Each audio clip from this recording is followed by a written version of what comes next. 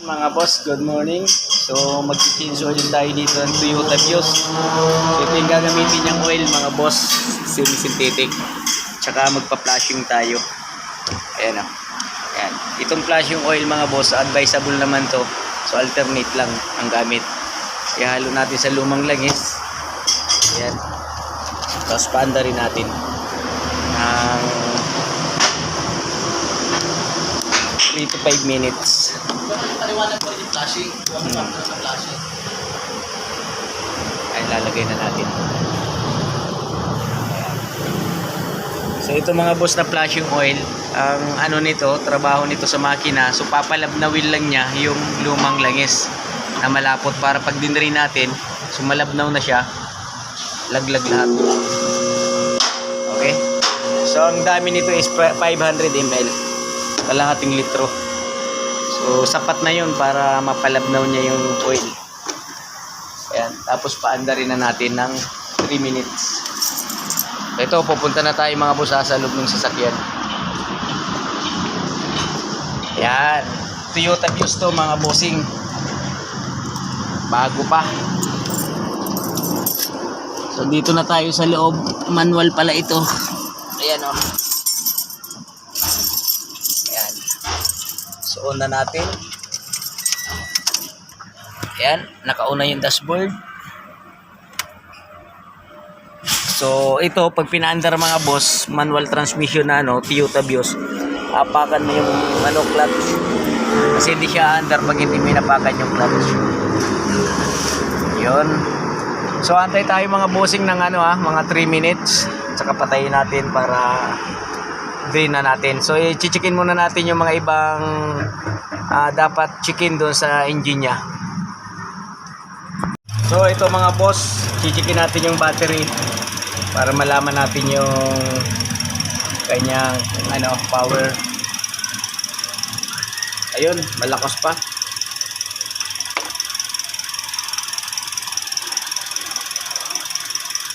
13.6.7 pa oh. So ibig sabihin yan, maganda pa yung battery, yung power niya. So hindi pa pwedeng palitan. Mga pa to mga boss, 80% pa yan. Okay. So yung brake fluid niya, okay pa, malinaw pa. Tapos coolant niya, tapos madami pa. So maximum pa naman. Ayan o.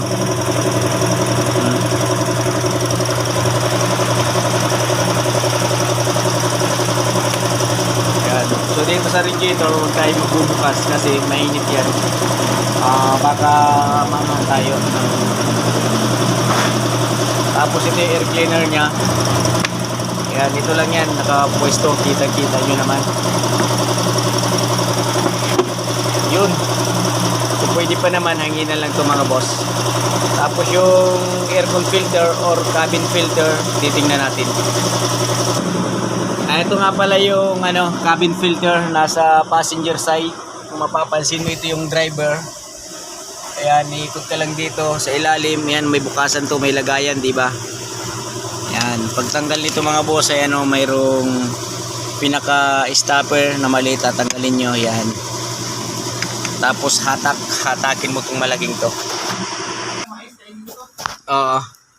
Ayan mga boss, tatanggal na. Pag tinanggal nyo, yung itong box na to, so meron pa pinakatakip sa loob yan mga boss. Ayan o. Ito, ipipress mo siya. Pag tinanggal mo, ayan, press, atak.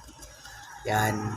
Tapos hugot lang dandahan kasi merong clip pa sa dulo. Mahugot mo na yung filter. Sus, grabe yung dumi oh. Oh, ayan oh. So yan mga boss, yung dahilan. Lalo na pag bumibiyahe kayo ng mga probinsya, nahihigop niya yung dumi doon sa aircon niya. Kaya nga may filter siya kasi para hindi pumasok sa loob yung mga dumi na yan. So ito, hangin na lang natin to para siya, malinis. Ayan mga boss, off na natin yung engine niya. So ang tinatakbo pala nito mga bossing is 17,615. Ayan, pina-change oil sa atin. Ayan yung kanyang milyahe. So yun, off na natin yung engine. Para ma-drain na natin yung langis. Yun mga bossing, tatanggalin na natin yung drain plug. Ayan, gagamit tayo ng socket wrench na 14. Tsaka rod kit. Ayan. Yung oil filter pala nito, halos katabi lang ng drain plug. So hindi kayo maliligaw. Pupunta kayong bundok para maligaw. Oh. Tapos yung lagayan natin. Sabi Ayan, nung mag-comment niya, sir, parang yung kasama mo ang nag-basher mo niyan. Panay Oh, di ba? Ito nga pala Toyota Vios to na siguro mga 2020 model, 2021. Ayaw oxygen sensor niya, oh. Nasa baba yung isa. Ayan, didirin na natin, oh. Wow! Grabe na pala, oh. Pakaitim. 17,000 ang tinatakbo niya. Siguro mga pangalawang change oil to. Pakaitim mga boss. Ang luluwagan na yung oil filter. So gumamit tayo ng filter wrench cap. Kung tawagin niya, filter wrench cap. Maliit lang yan. Tapos 21 na open. Tapos,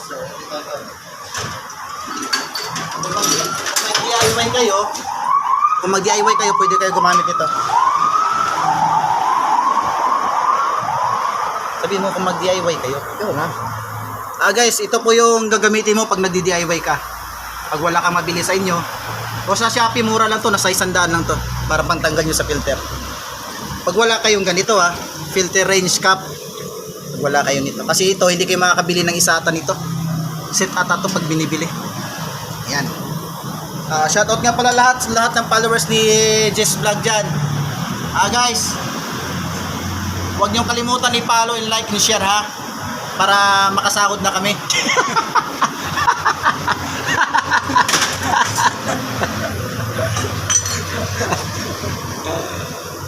Ayan mga boss oil filter. Ayan, kasama yan. Every change oil, kasamang pinapalitan yan lagi. Huwag kayong papayag na hindi papalitan yan kasi parang hindi na kayo nag-change oil. Ayan, di ba? So ayun naman, check up naman tayo ng mga dito, parts sa ilalim, under chassis. Ayun unang-una muna mga boss, dito sa kanyang tie rod. Ayan, ayos pa. Ayos. Track end, Walang alog. alog, Bearing. Wala. oh. Goods. Walang alog. Shock. Check. No leak. Okay. Goods. Tension. Shock. Rear. Ayos. Muffler. Support. Wala namang Bakit nga pala may tubig to mga boss pag napapansin nyo yung tambutso? Ibig sabihin yan guys, napasukan ng tubig yung makina. Ay hindi, yung joke lang ho yun. Ibig sabihin pag ganito guys, pag nagtutubig ang tambutso niyan, means huwag kayong matakot ha. Kasi ibig sabihin ho niyan, maganda yung ng makina niya. makina. So ayun yung Ito yung sign ng ng pag maganda. Yung iba kasi kinakabahan kung bakit daw may tubig ang tambutso, baka daw pinasok ng ayan, makina. di ba Hindi. pag nagpapa-under kayo lalo na sa umaga, tutuloy yan. Ibig sabihin guys, condition po ang makina niyo niyan ha. Good so yan. Huwag lang ho yung itim na usok ang lalabas niyan. Yun ang delikado. Ito good so yan. Maganda ho yan. Ibig sabihin nagtutubig yan, maganda ho yun guys. Sa mga, lalo na sa mga babae yung driver, babae yung may-ari, huwag kayong matakot. Huwag kayong magtaka bakit tubig ang nilalabas dito. Mas maganda ho yun.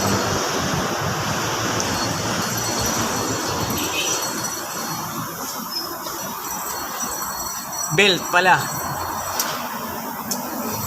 Belt. Ito naman ay self-adjustment naman to kasi auto-tensioner siya. Kaya yung higpit niya to normal lang. Mga ilang kilograms? Usually magpapalit tayo ng mga ganito. Pinakamataas na ho yung 80,000 mileage, magpapalit na tayo ng nito, dry belt. 80,000 yan, magpapalit na kayo. Okay. Engine coolant. Ayan. Ang coolant nito, Nakita niyo yung level guys, medyo kulang na. Kita niyo naman. Andito po dapat yan sa full. Ayan. Nasa low na siya. Kailangan madagdagan na to. Para maiwasan natin maubusan. At pina-flashing din to guys. Every 40,000 pwede na ho yan. Flashing nyo na sa every 40,000 mileage. Papalitan natin yung kulay. Okay. Yan mga boss, ito na yung bagong oil filter. So ilalagay na natin sa makina. Yung langis sa gasket. Ha? Ito?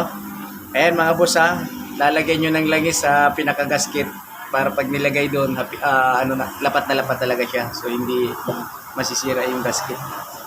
Bakit daw? Marami nagtatanong yan. Bakit daw nilalagyan ng langis ang gasket? Una, para yung lifespan ng gasket matagal.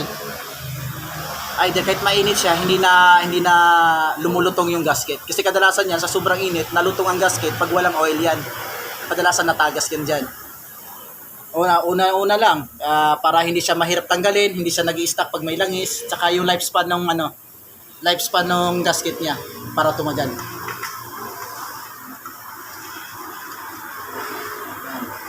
Ang paghigpit nito guys, normal lang ha, wag masyadong higpit. Usually nga, dapat nga, kinakamay lang sa iba to. Pero tayo, higpitan natin ng kaunti lang. Wag naman yung masyadong higpit. Yung tamang ikot lang. Ayan.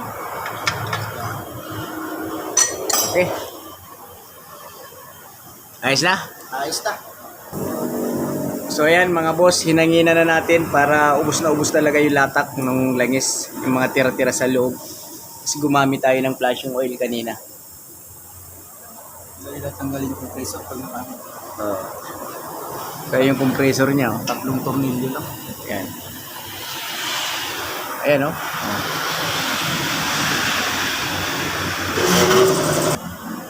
Ayan mga bossing, sinasali na natin yung langis. May tira yan siguro mga kulang-kulang kalahating litro.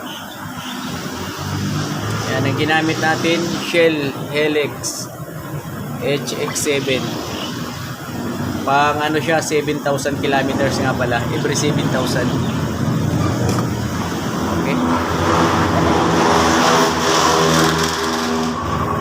Ayan mga boss, pinanginan na lang yung cabin filter.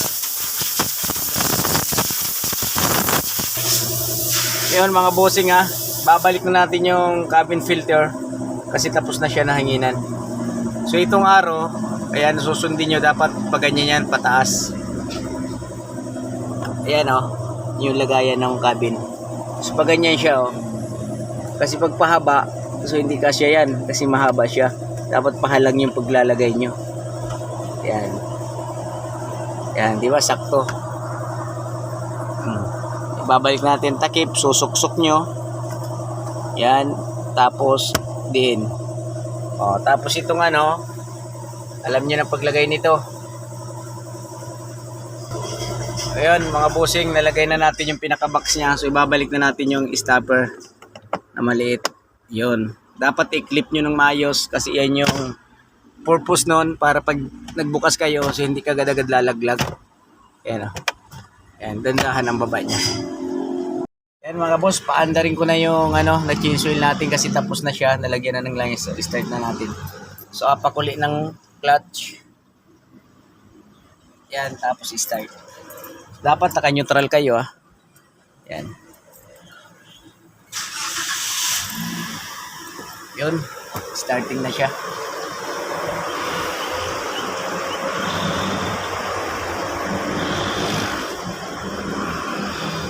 Siguro mga ilang minutes lang para yung oil mag-circulate na dun sa kanyang engine. Malubricate niya yung mga valve sa loob. Patayin ko na. Off engine. Ayun mga boss, sakto na. Ayos na ito. Nagawa na natin lahat. So mga boss, paki-follow na lang ng ating page, G's Mechanic Vlog. Tapos YouTube channel natin, G's Mechanic Vlog. So dalawang page natin, CG Mechanic Vlog at saka G's Mechanic Vlog. So kung sa dalawa, paki-follow na lang mga boss. Thank you. Sa next video na lang natin ulit. Ngayon mga boss, tapos na yung Toyota Vios, palis na siya. Ayan. naging maayos naman yung gawa natin. So yun lang mga bossing, nasa ano kami, Centennial Road, Kawit. Boss, thank you.